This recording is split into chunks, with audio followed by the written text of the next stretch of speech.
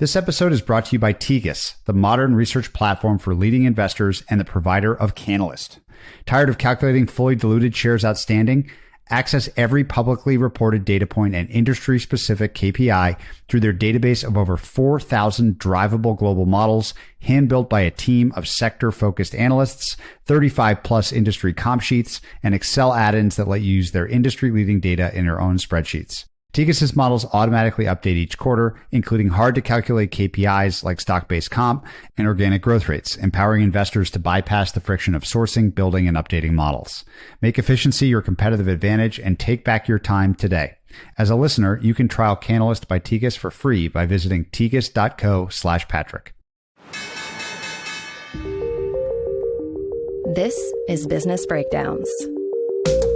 Business Breakdowns is a series of conversations with investors and operators diving deep into a single business.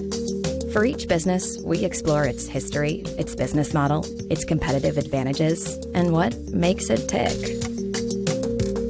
We believe every business has lessons and secrets that investors and operators can learn from, and we are here to bring them to you.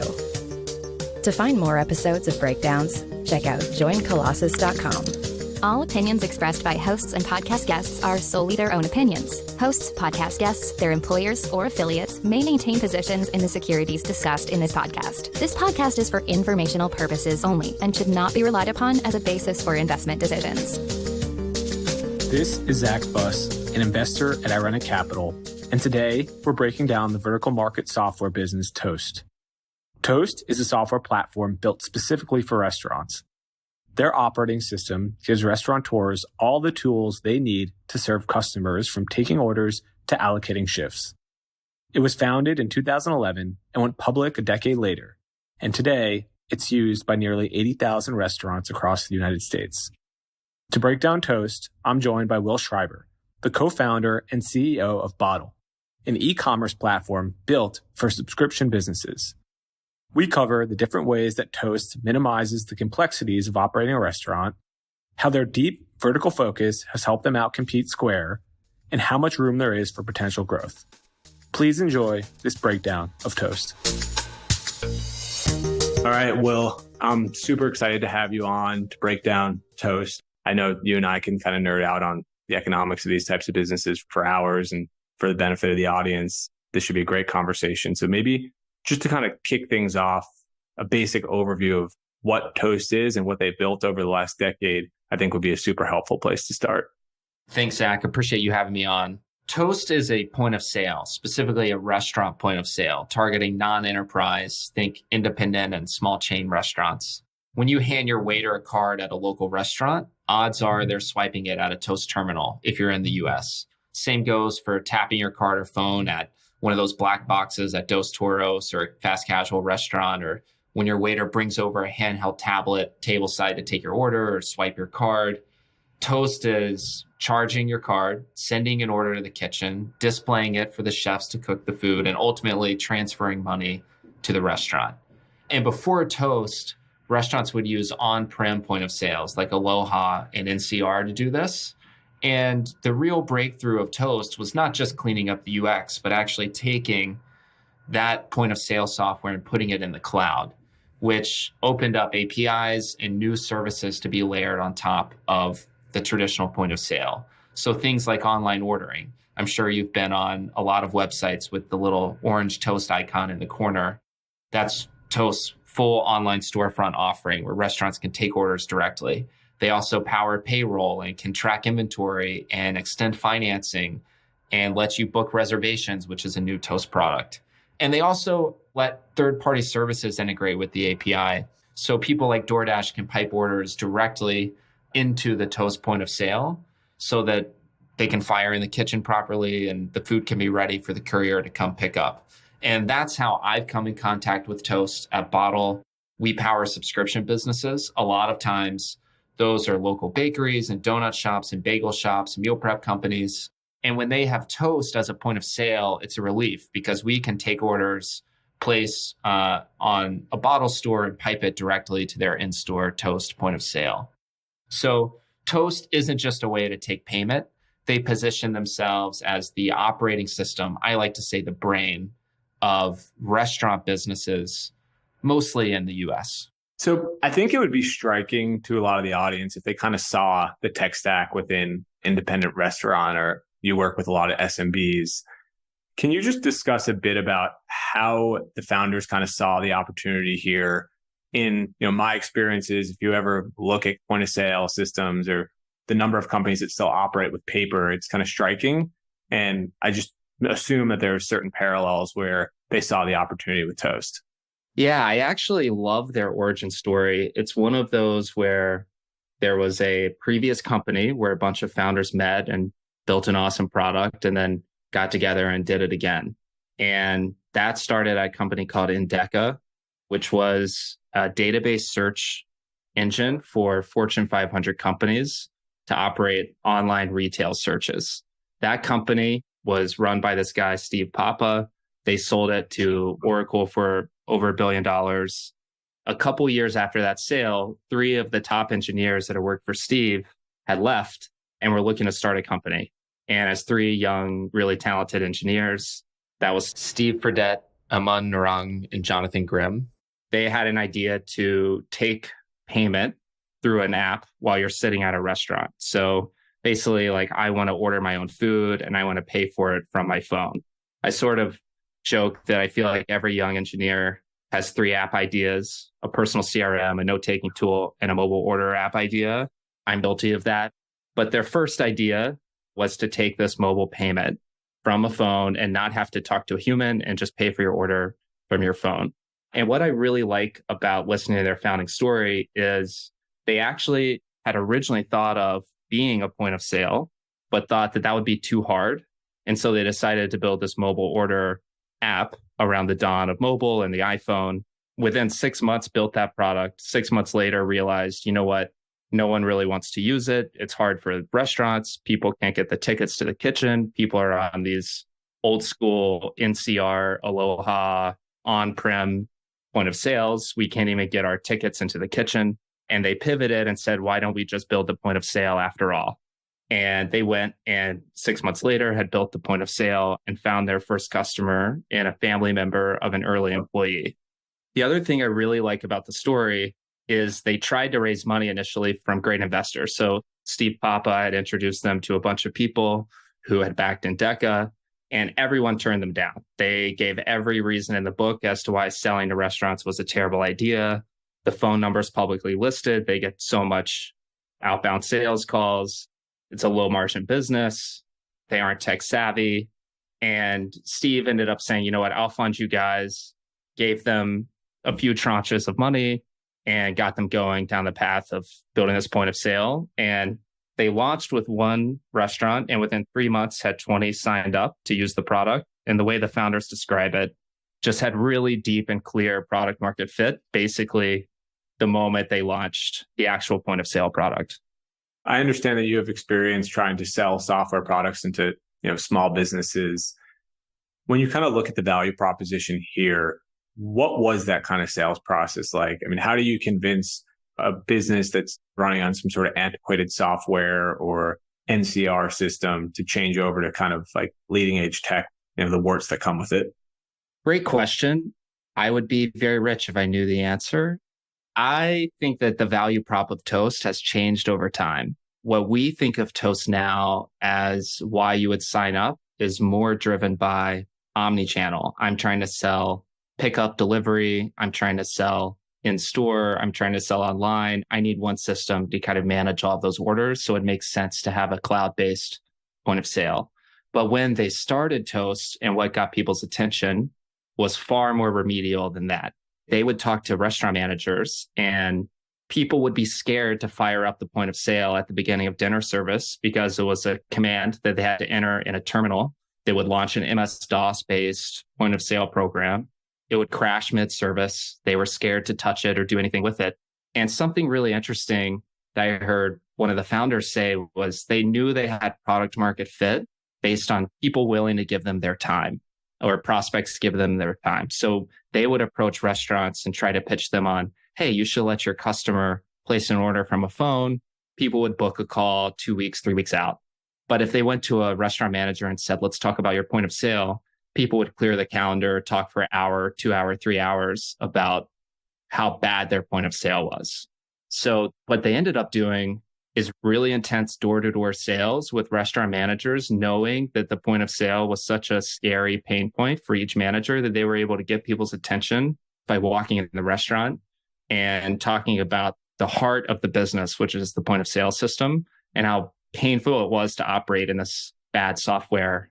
Or I should say that buyer is very not tech savvy and the product was tech intensive. Like you had to launch it from a computer terminal.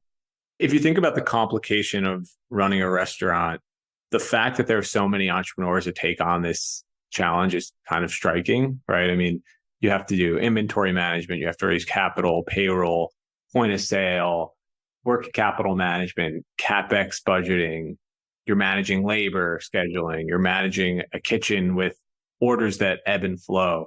You have to think that there's a ton of opportunity to improve efficiency and productivity via technology. But I guess the industry has kind of been slow to change in some ways. Candidly, like I don't even have a good appreciation for what a point of sale system does in a restaurant, other than the fact that I order the food online and I come pick it up and swipe my card, or I sit down and order it and they hand me a receipt and I hand them my card and they bring it back to me. What exactly are these systems kind of solving for in terms of their value proposition to the typical customer? The complexity of these products is so intense that the founders themselves didn't want to build the point of sale. They were just going to build the online ordering tool. So it is very daunting. And the reason it's daunting is because of how many stakeholders there are. Your buyer isn't actually using the product day to day. They're the manager of the restaurant. Then you have hosts and hostesses who are managing table SKUs, who's sitting where, when those tables are going to free up. You have menu management, what products are available, what products are going to be available for how long, what products are available in the coming days versus today. You have to price all of those products appropriately. You then have a wait staff. That's another stakeholder. They have to be happy with the system. Your manager of the restaurant is constantly dealing with staffing issues. So they have people leave. They have new employees. They have to train all of those employees on the system. Your customers come in, they place an order, but they want no cheese on this hamburger. So it has to handle that variant. And that's the tip of the iceberg. We all know it gets crazy from there. People want to pay with cash, with card, with debit card. They want to split it. There's gift cards. So there's the whole payment piece, which is really complex. And then there's the kitchen. So you have to take all of that orchestration. Who's at what table? Who's placing what order? Who's putting the order in? What exactly is the order? Are those products available? How are we going to keep track of all the variants? And you ultimately have to get that on a ticket, printed in the right order, back in the kitchen for the chefs to actually make the food the right way. That is the high level, all the stakeholders involved in just the point of sale piece before you even get to, okay, there's pickup delivery orders. Okay, there's online orders. Okay, we're going to do payroll through the system. We're going to track inventory. So it's certainly very complicated. Every developer thinks that building an e-commerce system can't be that hard. But the moment one person asks, and I add ketchup to that, your brain just starts to break. And if you look at the Toast API, you have a deep appreciation for how complex things get in restaurants. The amount of variation required at every step is pretty hard to fathom. So I think later in the conversation, I definitely want to get into what the API ecosystem looks like for this type of addressable market, what's talking to what, where different competitors sit in the stack and what's important. And then the other thing is there's this debate amongst investors, whether this is a fintech, whether this is a point of sale business, what really is it? So I want to explore the fintech angle as well, but maybe just to get a better appreciation for how the business makes money at the basic level. Can we just take a restaurant and maybe walk us through the revenue model of each potential transaction that they're working through? Yeah, absolutely. So the average restaurant, to talk about one on Toast, will do about 100,000 a month in sales. And so let's think about it as one restaurant. I go to Toast and I know that I need to take orders. I want to turn on delivery. I want to take online orders, and I need something for my staff to input orders. Just the software for that is going to cost anywhere from free up to $170 a month for my location. We'll circle back on the free in a bit because it plays into, I think, the product strategy of Toast and where they've been able to win. That's the standard SaaS fee that gives you that operating system where you can manage your orders, manage your menu, your operating hours, all the information that goes into the business. The second piece of it is you actually have to take payment, which requires some sort of terminal. We're all familiar now with the Square stands, the Toast terminals. So the hardware restaurants have to buy themselves. And that's typically anything from a stand at a fast casual restaurant with a screen that can flip around and people can leave a tip and the person's inputting the order that goes to the kitchen, down to handheld devices that waiters can carry around in a restaurant and tap to add things to orders. These terminals will cost anywhere from a few $100 for the more handheld terminals or even less for just the simple black card reader, all the way up to nearly $1,000 for the more complicated and complex full point of sale. What's important to note, which I'm sure we'll touch on later, is that Toast is not making money on the hardware. They're just trying to neutralize the cost the best that they can. The main way they make money after the SaaS fee is transaction volume. So once you have purchased the hardware and you're paying the SaaS fee, your customers are paying you as a restaurant. And typically about 2.6 to 2.7% of every transaction gets held back by Toast. So on a $100 transaction, $260, $270 is staying with Toast. Of that, there's interchange, there's bank fees. So the credit cards and credit card companies, banks, processors or whatnot, take the majority of that money, usually about $2 to $2.10-ish of the $260 that's held back on a $100 order. They're typically keeping about 200 basis points, which leaves Toast with 50 basis points spread on average for all card payments that run through Toast. There is a distinction of card present and card not present. So rates are lower for restaurants when you take payment in store versus online. And generally, if you look at the Toast earnings, their take rate peaked and the net payment profitability peaked when COVID was happening and things skewed heavily online. They were able to charge more for those transactions and take a higher take rate. Whereas in store, they get about 50 basis points or less, depending on the negotiation of the restaurant. So when it's all said and done, a typical restaurant will do 100,000 in payment volume a month. About 2,600 of that is held back by Toast as payment fees. And then of that, Toast receives anywhere from $500 to $800 of that kind of payment volume, and then plus a SaaS fee of $170 a month.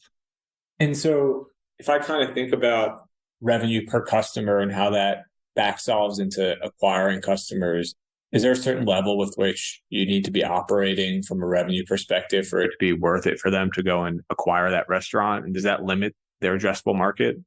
Yes, I think Toast intentionally limits their market through pricing to target real businesses doing real revenue.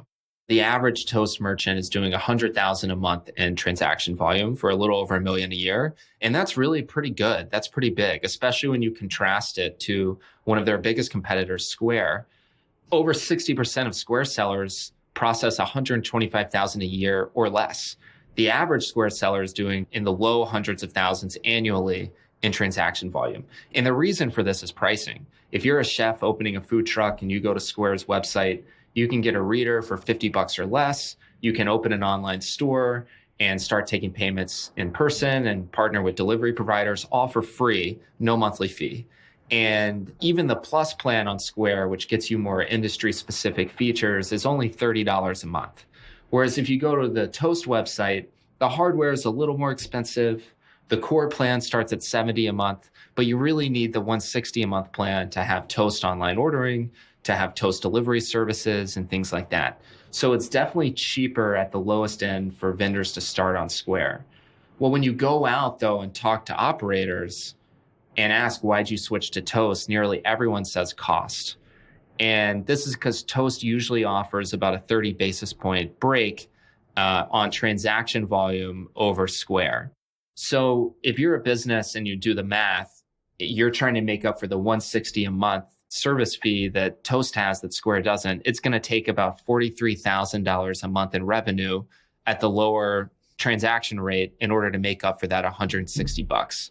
So from a pricing perspective, Toast is really targeting businesses doing at least $500,000 a year in revenue and up from a pricing competitive standpoint. And again, I think this is Toast really dialing in their ICP. They want restaurants that are real businesses doing real volume. They offer support. They want to be known for having good support, and they need real revenue guarantees to do that. And I think that's why Toast's really cheap plan, which is there to compete at the lowest end, which is $0 a month and free hardware, that comes with a 2-year contract guarantee and promises of higher take rates, because Toast just knows that those vendors are going to be harder to work with and they need real revenue to provide the support that they want to support all of their merchants with. And so, we talked about the challenges and the opportunity and take rates and fees, but in order to even run a business like this, not only do you have to build great software, but also great hardware. How were they able to kind of blend those two somewhat distinct skills? And, I know you're coming at it from the perspective of building software. I can't imagine how hard it would be to then have to build the hardware that, is needed to run your software. Talk more about the hardware and software ecosystem that they've implemented. One of the most impressive things about Toast is they truly were deeply technical from the beginning, founded by these 3 engineers, all MIT graduates, and they really went at the heart of a lot of the technical problems involved in this. It is not easy to build hardware that works with software and vice versa. Toast made one key bet early on that I think paid off, which is back when they were getting started in 2011, 2012, they decided to build custom point of sale software on the Android operating system, whereas a lot of their competitors were just building apps for the iOS ecosystem where you'd hope a restaurant would buy a full iPad to run your point of sale. And the Toast decision was, we're going to build with Android. That'll give us the ability to build more custom hardware because we can go install the Android operating system on custom hardware and run our own app. So that was a technical bet and decision that they made early on that really paid off. And they were able to build these payment terminals and point of sale systems on top of Android and integrate them with their point of sale. I think that back to the complexity of how many stakeholders there are between the manager, the waiters, the kitchen staff, the host, the hostess, the printer in the kitchen, the display system for chefs, the online ordering. This is part of the moat that Toast has. To think about trying to compete at this level with this amount of complexity, with all the different hardware that's available, is extremely daunting. There was an interesting interview where one of the founders was talking about how hard it was just to make sure the hardware worked in restaurants. You forget, like if the restaurant has a patio, well, they didn't put Wi-Fi out there yet. And so they actually can't use Toast or your hardware until they install Wi-Fi, and then the Wi-Fi might go out. And now the tablet doesn't work. And now the restaurant's really upset because they're losing orders of business. And I think one thing that really helped Toast grow in the beginning was a commitment to customer success and onboarding, where they, for very low prices, would do kind of deep hand-holding and installation and migration work for their customers to get them off of on-prem point of sales and to adopt what's ultimately more complex in terms of how many things can go wrong. The internet can go down, terminals can die, the battery might go out on a handheld, they might not have been charged overnight. There's just way more surface area for things to go wrong, which I think is a bigger testament to how amazing it is that it all works well. If you kind of think about like the product roadmap, they're effectively creating this ecosystem that pains me to use the terminology, but there does seem like there's some sort of network effect here in that if your restaurant is using Toast and Toast talks to your food distributor and the payment processors and your banks, and there's working capital and financing benefits, the more and more they layer on, they actually can justify a pretty significant acquisition cost up front, just given that opportunity. How ultimately does the company's economic model look, right? I understand how they generate revenue, but what does the margin profile of everything they're potentially selling into the restaurant look like, or ultimately look like when they reach kind of what we could call more of a steady state? What's most interesting of what you said before we dive into the full numbers is you would expect, in my opinion, decreasing acquisition costs over time. My perspective, especially with talking to so many vendors who use Toast, is Toast has won. And the people who aren't on Toast are aware of it. If they aren't on it already, they're thinking about switching to it. There isn't really an alternative. If you're a restaurant, it's going to beat Toast in a head-to-head competition, again, because of the product complexity. At the same time, in the most recent quarter and kind of annual update, the acquisition costs are going up. Maybe there's international expansion or something going on that isn't fleshed out in the data. So in terms of how Toast makes money, they're a lot bigger business than I think most people give them credit for. So this year, they're on track to surpass 100 billion in gross payment volume. Over the course of the year, we'll probably touch close to 110 billion in GPV. That will drive nearly 4 billion. They're estimating about 3.7 billion in revenue for Toast. Now, that's not all software revenue. It's easy to think, wow, Toast, a software company, amazing margins, but only 13% of that revenue is SaaS-driven, true recurring payments revenue. 82% of it is payments revenue. So as discussed previously, they're withholding 2.6, 2.7% of all the transactions that flow through Toast, but they're only keeping about 50 basis points of that. So they have roughly 20 to 23% gross margin profile on the payments revenue stream, which is 82% of their revenue profile. And then the remaining 5% is the hardware and services businesses, which again are loss leaders. They lose money on hardware in every report. And it seems like using it to try to lower the friction as much as possible to get you on to a Toast reader.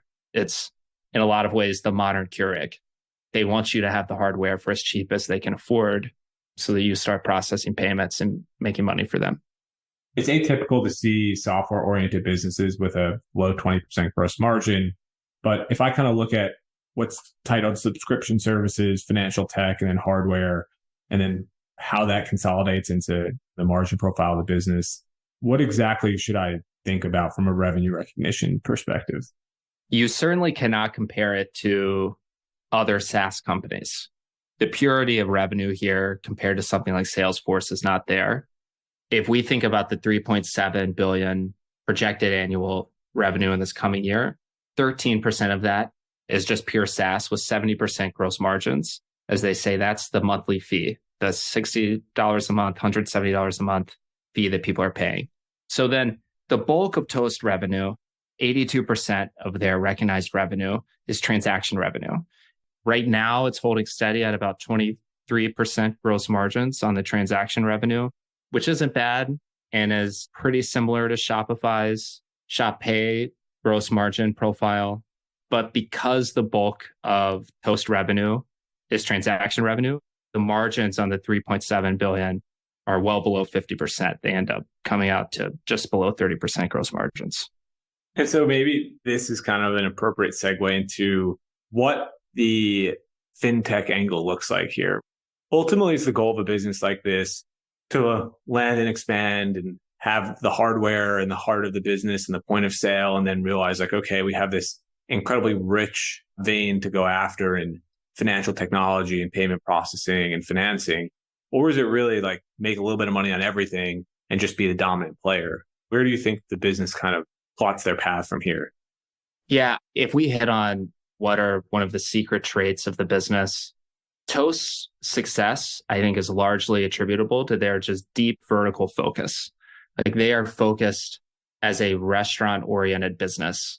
And that goes back to the founders when they were at Endeca, viewing how that business was so deeply focused on Fortune 500 retail companies that they knew everything about those businesses.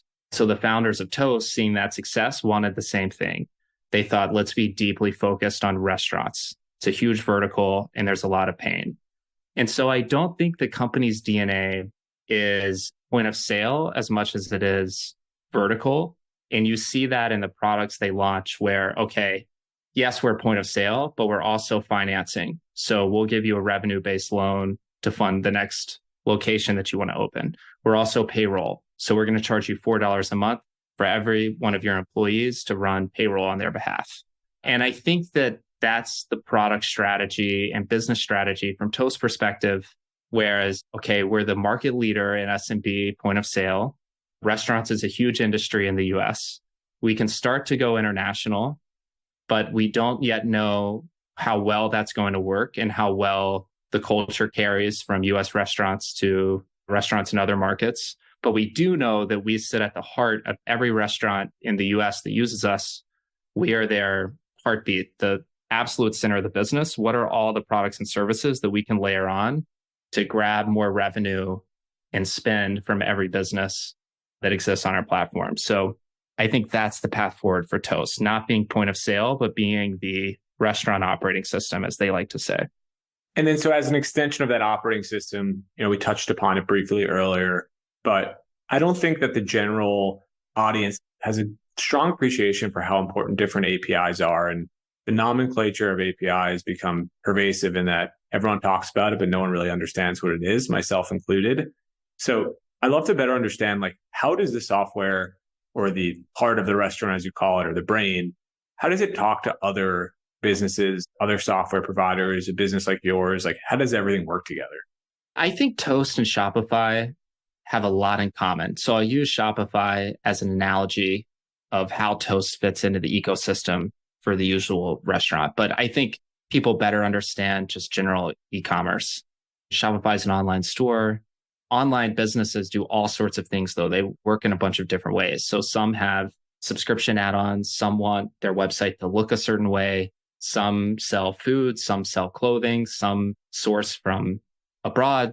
There's all of these different needs, and Shopify can't build everything for them. So they have this really built out marketplace of apps. And Toast is in the exact same situation. As narrow as restaurant sounds, restaurants are actually incredibly diverse. You have fast casual restaurants where you order at a counter. You have fine dining restaurants where your waiter would never have a tablet brought to the table to punch in an order. You have casual restaurants that do have waiters, though, where they will actually carry a Toast tablet to the table to place an order. You have businesses that are mostly online. You have some that do no online. I mean, the list goes on and on and on. And Toast can't service everybody for the exact need, but they can do the core things really, really well. And where they make up for not being able to do absolutely everything is exposing the core functionality via an API so that you can hook up DoorDash as an example and let DoorDash send via an API what order is placed in DoorDash into the point of sale, and then let Toast figure out getting that ticket to the kitchen on the kitchen display system at the right time. And there's a lot of endpoints like that. So you can take orders, you can issue gift cards, you can deal with inventory, track spend, like you mentioned. You could hook up a financial services app that can look at what your revenue is day to day, week to week. And so Toast is able to expose a lot of data and functionality externally to a bunch of other partners and players in the space. What's interesting is I actually think this is the core challenge of Toast's future, of what we were just saying, of Toast wants to layer in revenue streams and be the real operating system of restaurants. Ultimately, they will find that they're competing with more and more of the partners that have built apps in their kind of API marketplace. So in the last few months, for example, they just built a pay at the table native functionality inside of Toast that competes with a lot of apps that have integrated via API that would let you have previously paid at the table via a different app.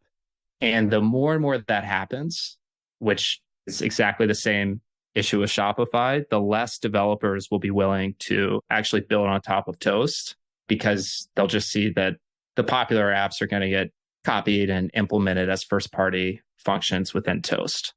There is this interesting tension between wanting to build first-party features without encroaching too much on the ecosystem you've developed of partners that utilize Toast as an API to do things outside of the system. If I kind of look at the Toast business today, obviously it seems like the pandemic changed the way that we all interact with not just restaurants, but small and medium-sized businesses, as well as e-commerce broadly. it's a business that's enjoyed rapid sales, but eventually the low-hanging fruit is gone. What do you kind of see as the key risks to them in their product roadmap and strategy for growth from here? Yeah, I will start the thought of major risk with I am deeply impressed with the product moat that Toast has. And secondly, training employees is often the biggest complaint of restaurant managers, just labor in general, people quitting, people not showing up. And Toast has positioned themselves as being the most user-friendly, easiest to onboard point of sale in the restaurant space, which has been really key to their growth and distribution. This is coming from a place of deep admiration. I think, though, the risk is that they burn through all the firewood, that there aren't enough restaurants left in the US after a few more years, that there's much growth to be had. And I think you're starting to see signs of that, where there's this stat that there's 860,000 restaurants in the US. Toast has, as of this last quarter, 85,000 restaurants. And you're like, wow, only 10%. And they're the market leader. How fragmented. They have so much room to grow. Well, half of all those restaurants are chains, especially in the US. It's so consolidated around the major chains. I mean, McDonald's has tens of thousands of units in the US alone. And when you really look at it, there's only 160,000 restaurants that are true SMB single location restaurants. Toast does compete in chains, but typically once you hit 15 locations, people move to Revel as an example, a point of sale that has branded themselves as for chains more than 15 locations. So the key risk, as I see it, is, can you grow more in the US? You certainly can for now. Toast has been putting out very impressive growth quarters, but the 10% market share, I think, understates how big they actually are and how few restaurants there may be left to go in the SMB, more independent segment of the market. So then the question is, well, can you grow internationally? They're starting this. So last year, they announced that they'd be going abroad. And this year, I've entered 3 new markets. We'll see how well that goes. I think that the culture in the US around restaurants is pretty unique. And if you take Europe as an example, there's less of a culture around table turns, less of a culture around speed, less of a culture around online orders that aren't handled through providers that already exist. There's way lower processing rates in general. It's legislated by the EU. Typically, processing rates in Europe are sub 1%. Adding 50 basis points that would go to Toast on top of that feels a lot more expensive than it does in the US when people were more used to credit card and swipe rates. So I think it remains to be seen if they can grow internationally. So then the final question is, well, can you go up market? Staying focused on restaurants, can you move to larger enterprises? And I think that Toast has built an amazing business in SMB, and that there's a mistake in going up market, I would say, for 2 reasons. The first is that the giant chains are just so cost conscious that they'll actually pit you against each other. And the revenue quality isn't the same of an enterprise client as it is of an SMB, that the average point of sale operator can only get about 10 basis points out of enterprise customers versus about 50 basis points for an SMB client. And then the second point is, the bigger the enterprise, as software gets easier and easier to build, people will opt for a more headless, custom-built solution strictly for their business. And that seems like, wow, what a mistake. Why not take the off-the-shelf software? But I think a really good example of a business that's done this is Crumble, the cookie franchise in the US. They built a fully custom stack using the kind of off-the-shelf, both what Stripe and Adyen offer, where you can build your own point of sale terminal. They used that, built their own online store, their own in-store point of sale with a very small engineering team, and has helped power them to hundreds of franchise locations. And you're going to see more and more of that in the enterprise space. So I think the main question for Toast is just how much more growth room is there? And ultimately, they'll be left with, well, how many more products can we introduce and layer on top of this core point of sale? And in my opinion, that's where the growth will come from for Toast. And so we briefly touched upon some of the competition, but Toast as it stands today is certainly a very vertically focused company, right? Food and beverage, specifically restaurants. You have kind of mentioned the potential risks of being that focused. How does kind of like the go-to-market strategy of a vertically focused provider like Toast compare to that of something like Square, which is comparable but way broader in their approach? And does Toast have the opportunity to broaden their aperture in a way that they start to knock up against them in areas outside of food and beverage? They're going to try, and they have, I think, is ultimately the answer. They just introduced a more cafe-oriented product. Toast dominates in restaurants, this extreme focus on restaurants. But the moment you step over to a coffee shop, you may have noticed you're way more likely to see a Square point of sale still than you are a Toast terminal. I've come to realize the distinction is really, is there a kitchen in the back or is there not?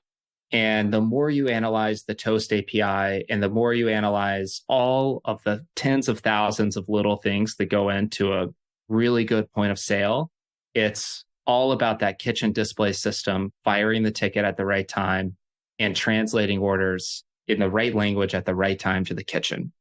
I think stepping outside of that paradigm, you end up in a place where the software needs are just different enough that you lose a bit of your magic that I think you have as Toast. And so I think that they'll find it pretty hard to just compete with Square, where, you know, cafe is one thing, but if you keep going, is it just a retail storefront?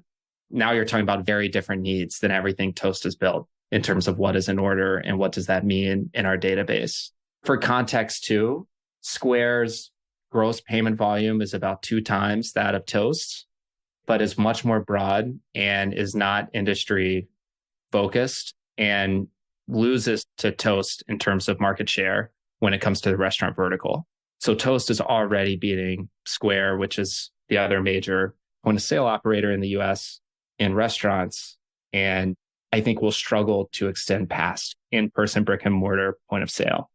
We haven't spent a lot of time talking about how other players in the ecosystem potentially could start to run up against their addressable market.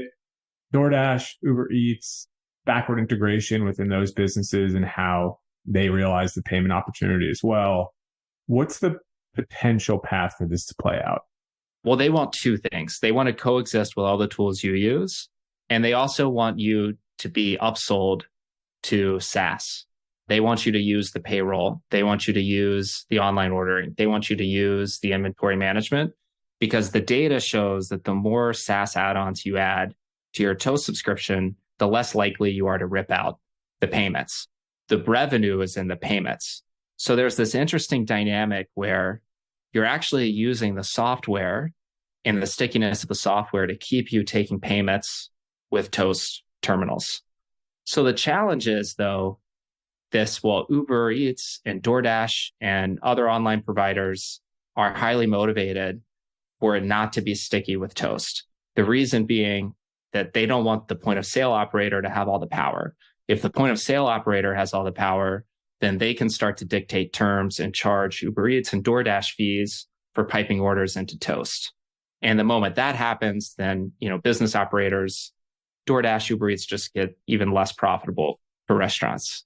So what that means is DoorDash and Uber Eats and other providers in the space are working as hard as they possibly can to make interactions between different systems as simple as possible. Basically, that just means Uber Eats wants it to not matter whether you're on Toast or Revel or Square or Clover or whatever tool you use, you're going to get your DoorDash order piped into whatever system you're using.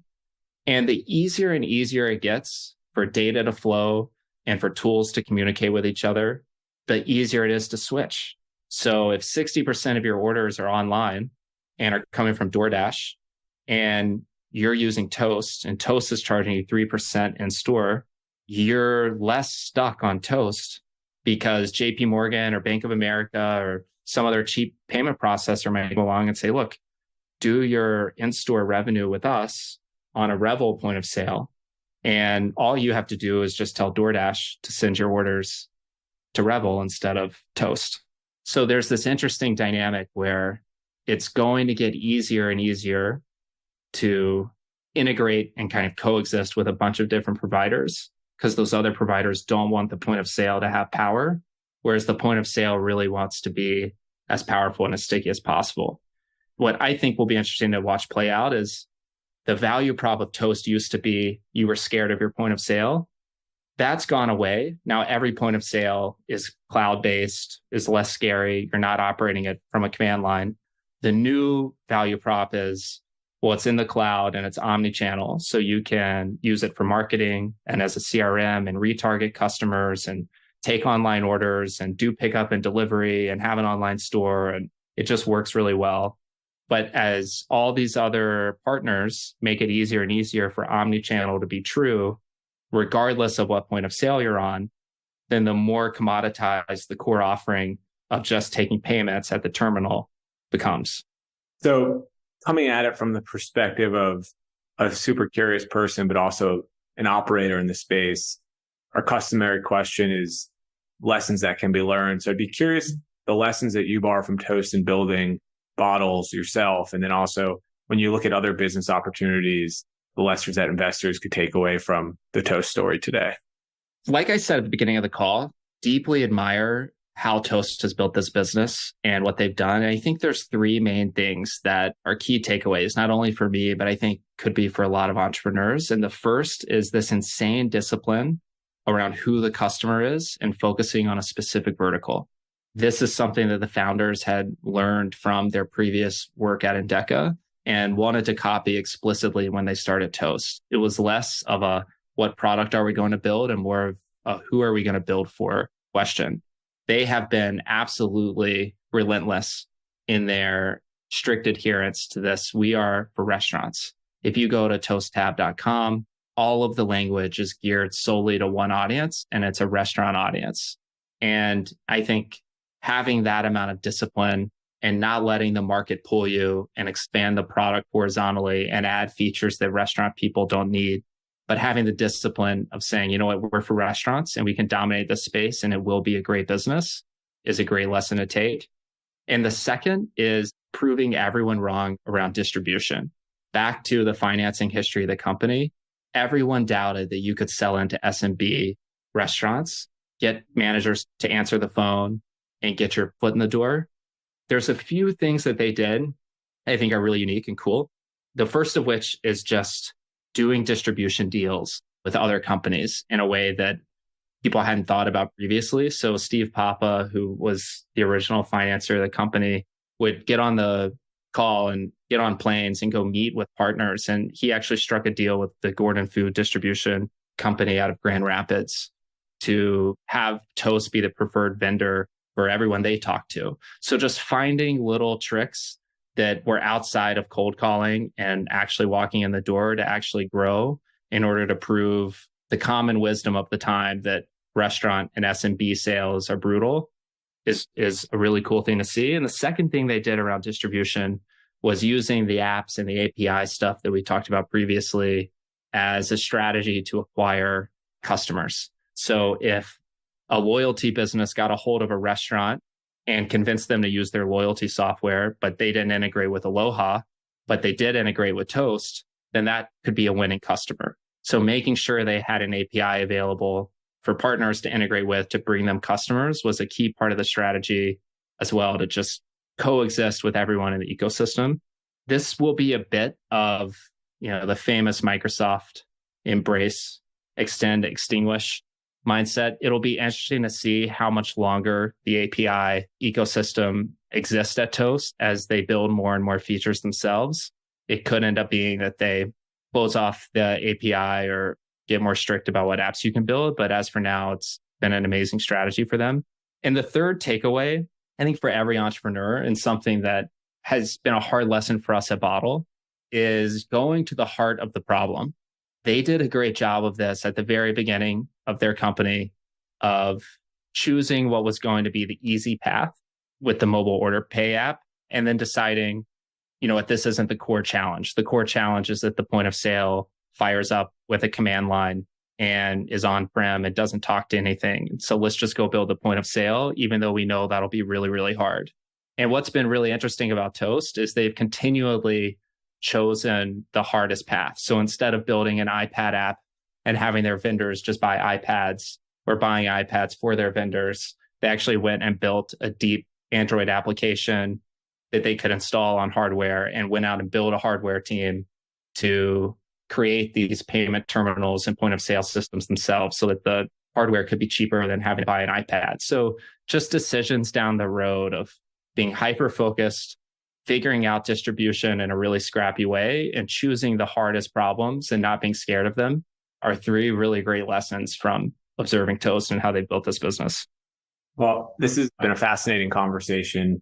In a lot of ways, the best software kind of pays for itself, right? And that the easiest ways to improve returns on invested capital are improving margins of a business by making it more efficient, improving turnover by increasing productivity, or decreasing the capital intensity of the business itself, either via working capital or upfront CapEx. In a lot of ways, Toast has the ability to do all 3. And so it seems like a particularly interesting business for that reason. And it'll be a fascinating story to watch unfold from here. To find more episodes of breakdowns ranging from Costco to Visa to Moderna, or to sign up for our weekly summary, check out joincolossus.com. That's JoinColossus.com.